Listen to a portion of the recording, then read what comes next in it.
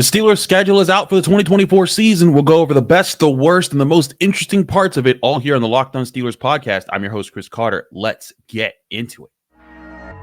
You are Locked On Steelers, your daily Pittsburgh Steelers podcast, part of the Locked On Podcast Network, your team every day.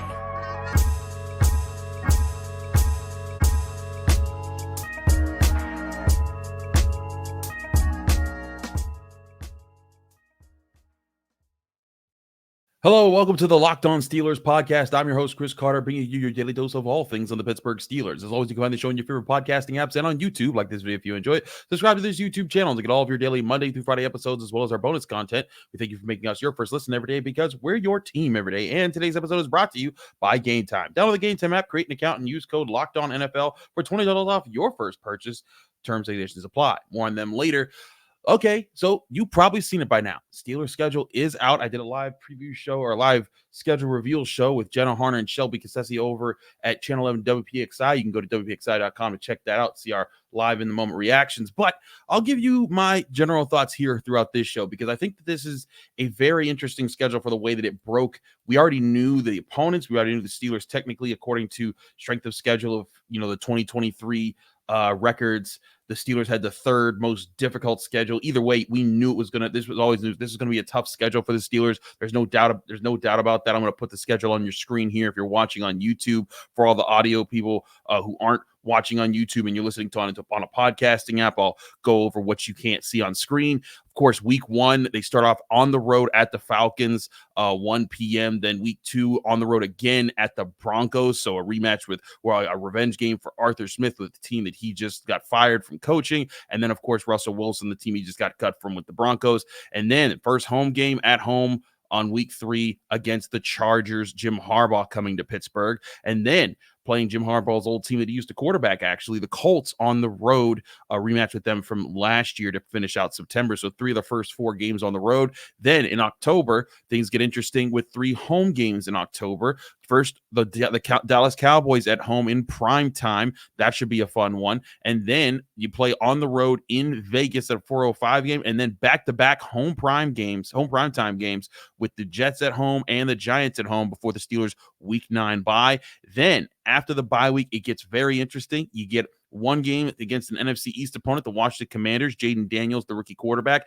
And then it is a gauntlet of AFC North opponents at home against the Ravens in week 12, then on the road against the Browns for Thursday Night Football. So short turnaround there. Then on the road against the Bengals to start and you get to the month of December, then back home against the Browns. So playing the Browns twice in 3 weeks, then on the road against the Eagles on December 15th, and then on the road again on a Saturday. So a short week then again, too, against the Ravens. Then an even shorter week when they play the Chiefs on Christmas Day, Wednesday. And then that is week 17. That finishes out with the Bengals as the week 18 game. So let's go over a few things about this. One thing to remember is the Steelers do have a lot of prime matchups this year, and not just prime time matchups. They have quite a few of those too. They got a game against the Browns in prime time, and then Giants, Jets, Cowboys all there as well. So lots of times for them to be there. But also when you look at the Chiefs being a 1 p.m. game on Christmas Day, that's going to be the only game that's watched. You can kind of count that as one, even though it's not under the lights.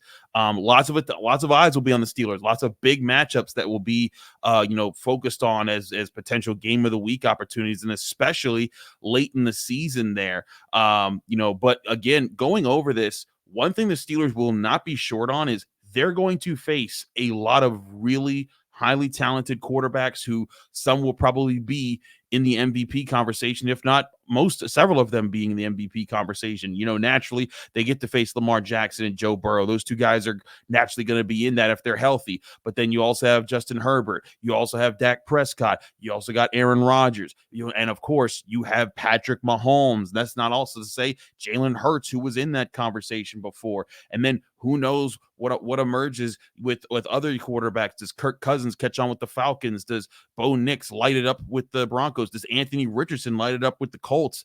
There's a lot of things there. And then, Deshaun Watson's back with the Browns. He didn't scare y'all that much last year, but who knows? Maybe he catches on that year. Either way, you are going to face a lot of really talented quarterbacks, which is why it's going to be imperative for the Steelers defense to really be on their game this year. They were 6th in scoring last year with an offense that kept giving teams the ball. It's also why it's going to be imperative for the Steelers to be able to control the ball, to not give these offenses too many chances to catch on in these games.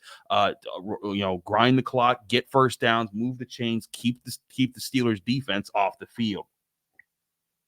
I say all that to say, when you look at this schedule, I think that there's a few things that could work in the Steelers' favor. I want to talk about more of that in a bit because I do think that there are some things that can actually work in their favor despite the gauntlet of division games the second half of the season. And according to Jerry Dulac, this is the latest, our first game against a divisional opponent will be played in the Steelers schedule since the merger of the NFL with the AFL in 1970. So this is pretty crazy of a circumstance here.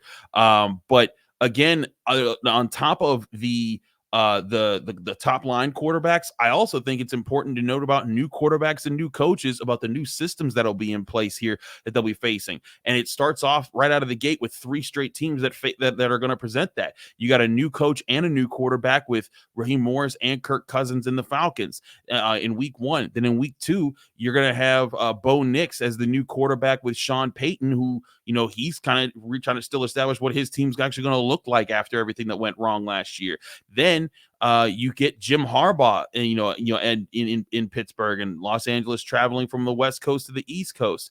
Anthony Richardson, though he did play a bit last year, he got hurt pretty early, so he's still trying to figure out what his style is in the NFL. So right off the bat, 4 straight games with teams that are trying to figure a lot of things out early in the season.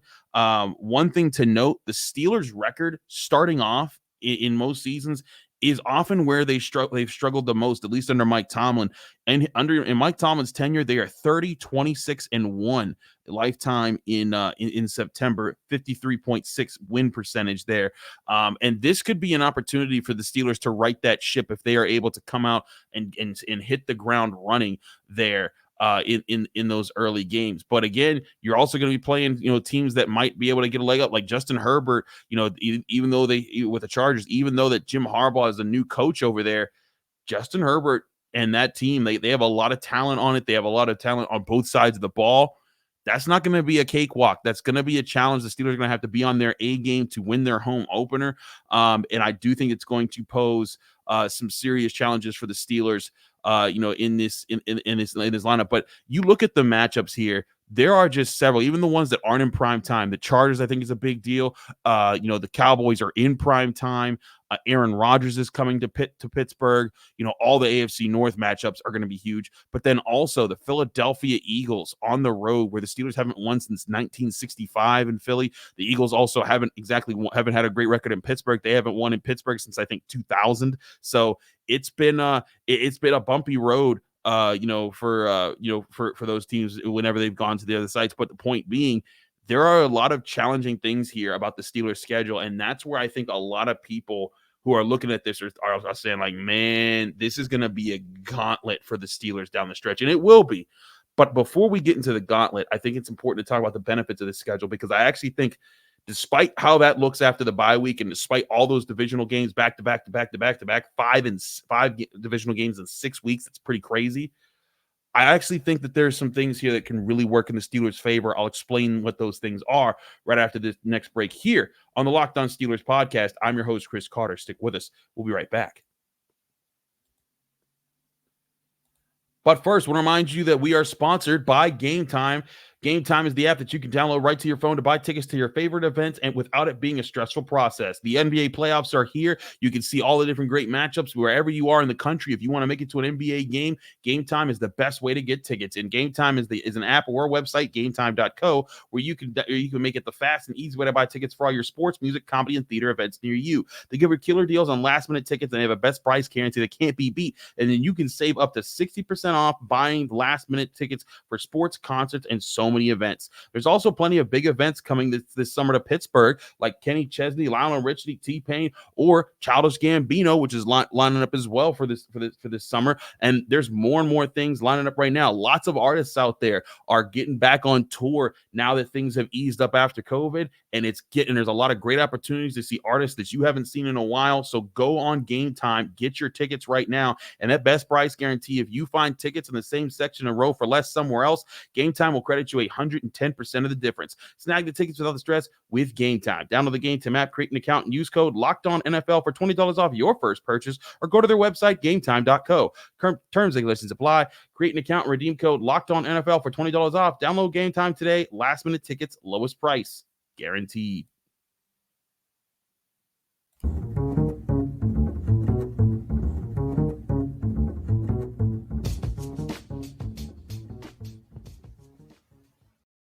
Back here on the Locked On Steelers podcast, I'm your host, Chris Carter. So we've gone over the schedule in a general sense. I want to explain why, and I said this on the Channel 11 live show I did with Jenna Harner and Shelby Cassesi. I think that there are benefits to this schedule that people might be overlooking. And yes, there are certain things that are just, if you're a Steelers fan, you're sitting there like, oh, that's going to be some stressful weeks there. But I'm going to pull the schedule back up here for our video viewers. Let's go back through the 8 weeks leading up to the bye week, because I actually think there are a lot of reasons for Steelers fans to be really excited for how these first 8 games could break. If you remember last year, the Steelers were looking pretty good and even had a decent, like a mathematical shot at the chase for the 1 seed when they were 6-3 going into week 11 last year, when they had just beaten the Packers and the Titans. They had just won, in fact, 4 of their last 5 against the Ravens, the Rams, the Titans, and the Packers, with their lone loss being to the Jaguars. But you look at how that first 8 games slot up for the Steelers. I could very well see them in a similar situation, even past the bye, going to the Commanders, going into because that's the Week 10 game in this schedule. I could see a similar record here, if not even better, for the Steelers coming out of their first nine games. If they can get 6 or 7 games out of these first 9 opponents, the Falcons, the Broncos, the Chargers, the Colts, the Cowboys, the Raiders, the Jets, the Giants, and the Commanders, if you can get 6 or 7 wins out of that, then all you're asking to do is to split with the division. Not even go 5-1 in the division like you did the year before. You split in the division, that automatically gets you 10 wins if you're talking about 7 wins right there. And then if you can steal 1 game between the Eagles or the Chiefs, and let's face it, the Chiefs, they're the Chiefs. They're the champions. They're Patrick Mahomes, Andy Reid. They are a magical duo. But the Eagles, we have no idea what that Eagles team is going to be like. At one point last year, the Eagles looked unstoppable, and then they burned down like a house of cards. It was so bad at the end of the year. People were calling for Nick Sirianni's head. It could be a rough go in Philly if they don't get things going right away for them. Who knows what they'll even look like in December. But still, winning in Philadelphia, something the Steelers have not done since the mid-'60s. So that's still no easy task. But let's say you just split with the division and you get one of those games right there, and you won 7 of your first 9, because we're talking about these opponents. And I'll go why into I think they can win 7 of those first 9 games right there. You're talking about 11 wins right there if you're able to split with the division, steal one of those games between the Eagles and the Chiefs, and win 7 of the first 9. That right there gets you right into the playoffs, and maybe even puts you with it depends on how much the division beats up on itself. Maybe even puts you in a consideration to win the AFC North, because we know how hotly contested the AFC North can be. And if one team doesn't surge to the front, if everyone's kind of beaten up on each other and everyone's kind of an even split, that might work in the Steelers' favor. Now, let's get into why I think, again, this schedule, there's parts of the schedule that do benefit. And again, it's that early part here. You look at those first 4 games the Steelers play in September. Again, the 4 main months of football, September has been the least kind to Mike Tomlin's Steelers, with them being 30-26-1 with a 53.6 win percentage here. But as far as the teams that you lined up in the schedule to play in September, these might be the most favorable. You're starting on the road against Atlanta with a new coach, with a new quarterback, and Also, the Steelers under Mike Tomlin have never lost to the Atlanta Falcons. They're 4-0 against these guys, and the last time they played them, they were in Atlanta, and they did a pretty good job. This could be a really good opportunity for the Steelers to get in there, set a good tone to the season, and then you come out of there, you go right to Denver the week after that. It's a Russell Wilson revenge game. He'll be motivated. The Denver Broncos will have a rookie quarterback in Bo Nix most likely, and you'll also be playing a team that I think that is also very much on the rebuild. You could go right there and say, I'm not guaranteeing those as 2 wins, but those are favorable situations where if the Steelers defense comes out the way it's supposed to and the offense is just decent, doesn't have to even be good yet, just solid, possessing the football type of offense like they're expecting out of Russell Wilson, like they're expecting out of this new offensive line and this scheme that's going to make it simpler on guys and make it, more fluid with these guys, you can win those 2 games. Now, I'm not going to front you. That Chargers game, that looks intense. Jim Harbaugh, I think, this is a guy who we've seen him how when he inherits a good team in the NFL, he does damage with them pretty quickly. Look what he did with the San Francisco 49ers. But that Colts team with Anthony Richardson, maybe he's still figuring things out. Last year, the Steelers lost to the Colts, but that was back when they had Mitch Trubisky. I could see that game going very well for the Steelers. Before that game, before last year's loss with Mitch Trubisky, and that was the game that basically settled that the Steelers were going to move on to Mason Rudolph. The Steelers had beaten the Colts 8 straight times. That's how badly the Steelers beat up on the Colts under Mike Tomlin. So it's not a guarantee or anything. We got to see how Richardson performs, but we've seen how the Steelers handle mobile quarterbacks. Lamar Jackson, that might be something that can favor them. And then here's the thing. Once you get out of September, if the Steelers can win those 3 of those first 4 games here, when you get into October, that could be the prime spot for the Steelers to go on a run and set the table for them to win, again, 6 to 7 of these first 9 games here that you're talking about. And why is that? Because October is the best record for Mike Tomlin's Steelers. They're 44-21 during his tenure in October, and that's a 67.7 win percentage. That means they win more than 2 out of every 3 regular season games in October, and 3 of those 4 games are primetime home games, which the Steelers have a very good record of under Mike Tomlin of winning those games. And some of these games look interesting. You got the Cowboys. They're never a team to just sleep on in the regular season, maybe in the playoffs. But not in the regular season. That team's going to be tough. That's going to be a big game for both of them. And these are also 2 classic franchises. All eyes will be on that game, Sunday Night Football. But the Raiders on the road, new coach, Gardner Minshew and Aiden O'Connell, that should be a game the Steelers need to handle. They need to win that game. That's one of those games they cannot drop, like the Cardinals and the Patriots and the Colts games last year that kind of bombed them. But then if you get through those 2 games, you get back-to-back home games against the 2 New York teams, the Jets. Who knows what Aaron Rodgers and that Jets team is going to look like? We were supposed to see that last year. We didn't. And then you get the Giants, who the Giants were on the struggle bus last year.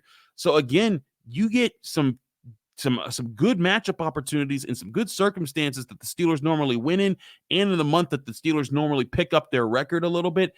You look at those first 8 games alone, that's a good situation. Then after those 2 home games, you get a bye. Then you go on the road to play the Commanders for your 9th game of the season. A rookie quarterback in Jane Daniels, new coach, there as well. All of this adds up to the Steelers need to come out the gate humming. They need to not stumble out the gate like they have in some years where they start off 1-3, 2-2. They need to be 3-1 of those first 4 games. They need to win 3 to 4 of that second group of 4 games. And then if they can do those 2 things and then beat the Commanders, you're talking about maybe 6, 7, 8 wins going into divisional play. And that gives you a margin of error for that gauntlet that we'll get into in the next segment, because I think that's a huge part of what the Steelers are going to have to manage here, because as much as you can say, oh well, they're definitely going to win this game or that game, division games, that's when things can get really dicey. That's when things can get more unpredictable. Though granted, the Steelers recently, they've done well against the division opponents. I don't have to tell you. We say it all the time. Out of their last 8 games, they've won 7 of those last 8 games against the Ravens. 4 of the last 6 games against the Browns, 3 of the last 4 games against the Bengals. Granted, 2 of those games without Joe Burrow, but still, even the year before that, they split with Joe Burrow when they had Kenny Pickett and Mitch Trubisky. So I don't think it's out of the realm of possibility for the Steelers to even do better than just break even with their divisional opponents. So maybe that's even granting them some more space to maybe make some mistakes early on in the season. But there is a window of opportunity here with the state of some of these teams for the Steelers to come in, play strong. You can drop 2, maybe 3 games. If they go into that stretch of game at 5-4, you're asking for your team to win a lot of those divisional games and probably pull it up upset of either or the Eagles or the Chiefs just to make the playoffs. But if you come out the gate swinging again 6, 7, 8 wins in that first 9, you set yourself up for potentially only needing to win 3 of your last 7 games? Yeah, 3 of your last 7 games to put yourself in a prime position for the playoffs. That's the situation you need to be in here. But I want to get into that gauntlet of games because a lot of people think that that's just a murderer's row for the Steelers. I don't think it's that bad, but I do think it's going to be a part of the year where all these teams are put to the test and we find out who all of them actually are. We'll talk more about that here on the Locked On Steelers podcast. I'm your host, Chris Carter. Stick with us. We got more to discuss about the schedule. But first, I want to remind you this show is also brought to you by FanDuel Sportsbook, the #1 sportsbook in America. It's playoff time in the NBA and the NHL, and baseball's also in full swing, which makes FanDuel the perfect place to bet on every single game in all those different leagues. Right now, new customers get $150 back in bonus bets with any winning $5 or more bet. That's right, $150 that you can use on point spreads, money lines, player props, and so much more. Bet on everything from slap shots to home runs to slam dunks, all in the app that's safe, secure, and super easy to use. Just visit FanDuel.com/lockedon and take advantage of this offer today. That's FanDuel.com/lockedon for new customers to get $150 in bonus bets if your first bet of $5 or more wins. That's from FanDuel, America's #1 sportsbook.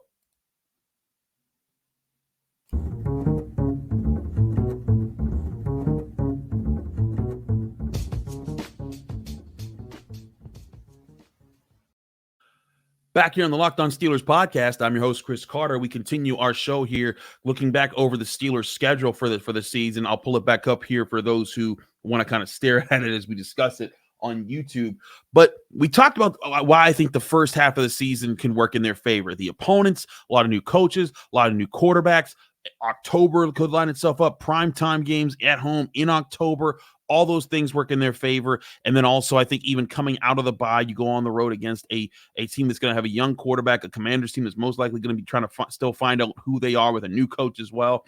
But then after that Week 11 game, that Week 10 game, where it's going to be their 9th game of the season, that's when the nitty's going to get gritty. It's going to be tough. It's going to be physical, and the Steelers are going to have to grind it out. And I think that there's going to be the real rough time for this schedule is when they're going to have basically 10 days to play 3 games, and you're looking at that at the 3 of the last 4 games of the season. They're on the road against the Eagles on Sunday, December 15th. Then they're on the road against the Ravens on Saturday, December 21st, and then they're back home on a Wednesday to play the Kansas City Chiefs on Christmas Day. 3 games, 10 days against 3 premier opponents. That is where I think it gets crazy. And again, that's coming off of, by the way, playing 4 straight divisional games. You get the Ravens at home on a Sunday 1:00 game, then a Thursday night game against the Browns on the road, then back at home, back on the road against the Bengals, and then you come back home for another 1 p.m. game against the Browns. And then you get into the Eagles, where, again, you haven't won in 1965. That is a gauntlet of games, by the way. There is no escaping that. This is going to be tough. Now, again, injuries happen. You never know. Joe Burrow being out last year was a big benefit to the Steelers. The Bengals fell off. The Steelers were able to take advantage. It worked out for them. You can't count on that every year. Granted, I guess with the Bengals 2 out of the last 4 years, you can count on that, but you don't count on that. You got to come in. You got to make your own luck as far as just beating the teams that you're supposed to beat. I'm one to think that the Browns could take a step back this year. We kind of saw the crazy run that they went on last year with Joe Flacco. I'm not 100% sure that they would do that with Sean Watson because he was kind of turning the ball over a whole lot, and I'm not all that sold that he's going to fix those problems over this season, because they've been a problem for him. But you don't know what they're going to be like. You don't know what the Eagles are going to be like. I feel like the Ravens should be favorites to win the division again, just because I think that they've done a good job of keeping certain pieces, adding certain pieces, and Lamar Jackson's going to make them competitive. But again, against the Steelers, Lamar Jackson still hasn't beaten the Steelers as a starter since 2019. And that was when Mason Rudolph was knocked out by a crazy shot from Earl Thomas. And then Devlin Hodges came in, and it still took a Juju Smith-Schuster overtime fumble for the Ravens to even win that game. That is, again, this is a gauntlet of games, but by no means is it completely unwinnable if you're the Steelers and you're looking at what's in front of them right now. I actually think that there's a good chance the Steelers come into these games with a decent record. There's going to be times they trip up. No team's perfect, and this year's team is far from that. But I do think that they're in a position where they could be able to make a sorry, that was a old thing there. But they could be in a really strong spot to be able to set their own plate, make sure that they're set up for the playoffs, and go into, especially if they can go into those last 4 games already with 9 or 10 wins, then you're putting it so that, if you get 1 win, you match what you did the year before. But if you win 2 of your last 4, you're in the playoffs with 11 wins. That's just, it's been a while since the team has won 11 games and not made the playoffs. I don't think it's happened since they switched to the 17 format of doing the playoffs there. So again, I think a lot of this gets set up on what the Steelers do early this season, and then can they keep up what they've done recently to divisional opponents?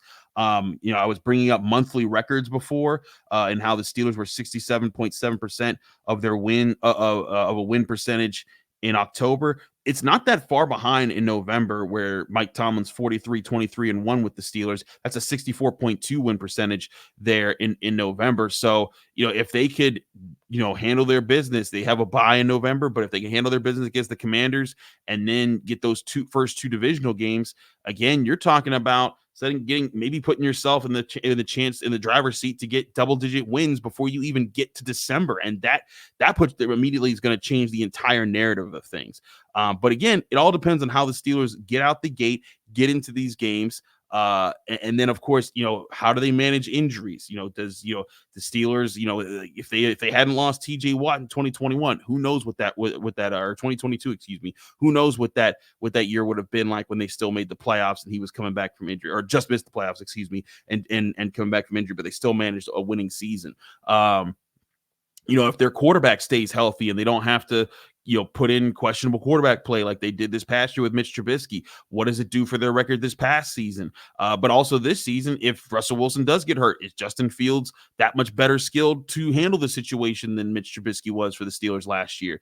I think that there's a lot that despite how it looks, despite the strength of schedule and how it's put there with the team's previous year's records, I think this schedule actually kind of breaks down for the Steelers in a way that if they handle their business early, come out the gate, this is still a team that's going to rely on its defense to win games. They don't want to lean on it as much, but they do want to be able. I think that this is still a team that can win with its defense being its best unit, and then its offense doing a bit more than it has over the past few years. And if those two things come to fruition, I could see the Steelers coming out the gate hot and then put themselves in a position where they're kind of sitting. There's not as much pressure on them to win some of these games late in the season, and they can be the team that comes in it more confident and looking to put pressure on these other teams to make up ground. Because whereas the Steelers have the third worst or the third toughest strength of schedule, guess who has the first and the second? The Ravens and the Browns. That's right. So you look at those teams. I think that the Steelers are in a really good spot with where they could handle things, how things can break. Again, injuries are always going to be crazy, but even while that is a gauntlet of division games, of 5 division games in 6 weeks, playing the Browns twice in a span of 3 weeks, I still think that this is a situation that could really work out in the Steelers' favor. The Steelers also are going to travel the fourth fewest amount of air miles in the NFL this season. Another thing that could really work in their favor because they're not traveling as much. So all that being said, what are your thoughts on the schedule? Do you think that the Steelers got a raw deal with the way that the end of the schedule plays out? All those things I think are going to be debated for the next several months, but we at least know where the schedule is. Let me know if you're also coming to Pittsburgh. I'm always down to meet up with people who are fans of the show when they're either coming to Latrobe for training camp or you're picking out a game. Again, here are the home games here in yellow on your screen here. If you're coming to any of those, let me know. I'm most likely at all the games. Unless like I have my duties for the Post Gazette take me elsewhere for covering Pitt and I'm coming back for some late travel or anything like that. But that was a preview of the schedule, or a look at the schedule as how it's been advertised. We'll be back tomorrow because Cam Hayward has a report service that he might be holding out from OTAs. I want to talk about that tomorrow on the Locked On Steelers podcast. We'll do so with Jenna Harner, who makes her return to the Locked On Steelers podcast. Stay tuned here on the Locked On Steelers podcast. Thanks again for tuning in on your favorite podcasting apps or on YouTube. Like this video if you enjoyed it. Subscribe to this channel to get all of your daily Monday through Friday episodes. We'll see you again Friday here on the Locked On Steelers podcast. I'm your host, Chris Carter.